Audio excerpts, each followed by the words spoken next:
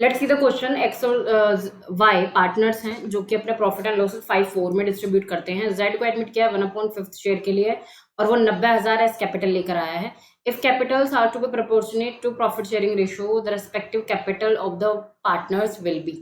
तो इसके लिए हमें निकालना पड़ेगा न्यू प्रॉफिट शेयरिंग रेशियो। यहाँ पर जो प्रॉफिट शेयरिंग रेशियो की बात हो रही है वो न्यू प्रॉफिट शेयरिंग रेशियो की ही बात हो रही है, ठीक है, क्योंकि कैपिटल तो तीनों में ही डिस्ट्रीब्यूट होगी।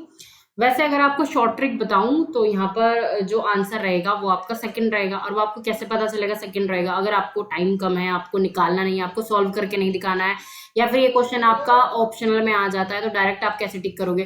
तो देखो उन्होंने बोला है कि सी की कैपिटल 90,000 होगी, तो सी की कैपिटल 90,000 टू पे ही है ना, और तो किसी में है ही नहीं 90,000, ठीक है। तो ये क्वेश्चन थोड़ा ईजी हो गया, तो इसका आंसर क्या हो जाएगा? सेकंड हो जाएगा। लेकिन फिर भी अपन क्या कर लेते हैं, न्यू प्रॉफिट शेयरिंग रेशियो निकाल लेते हैं। तो जो जेड का शेयर है वो 1/5 है, और जो रिमेनिंग बचता है दोनों के लिए वो बच रहा है 4/5। तो x का क्या हो जाएगा? 5/9 इंटू 4/5, इसका मतलब 4/9 हो जाएगा। y का हो जाएगा 4/9 इंटू 4/5, इसका मतलब 16/45 हो जाएगा। तो अगर मैं न्यू रेशियो निकालूं तो x, y और z, तो ये हो जाएगा अपना 45। इसका क्या हो जाएगा? पूरे का एलसीएम हो जाएगा 20:16:9, ये हो जाएगा।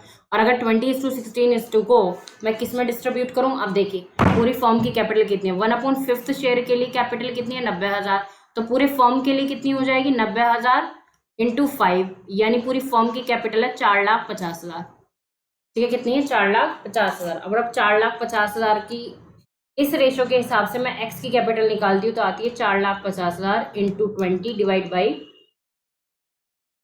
45, तो ये जाएगी 2 लाख। तो x z की आ जाएगी 2 लाख और y की आ जाएगी 1,60,000 और z की आ जाएगी 9,000, ठीक है। पर मुझे x लिखना चाहिए, मैं कंफ्यूज क्यों हो रही हूँ, ठीक है, x, ठीक है। तो जेड ही रहेगा, जेड ही रहेगा भाई, क्या कर, ओके, ठीक है। तो x की हो जाएगी 2 लाख, y की हो जाएगी 1,60,000 और z की हो जाएगी 90,000। तो इसलिए इसका सेकंड ऑप्शन जो हो जाएगा सही हो जाएगा। I hope this is the proper explanation to this question.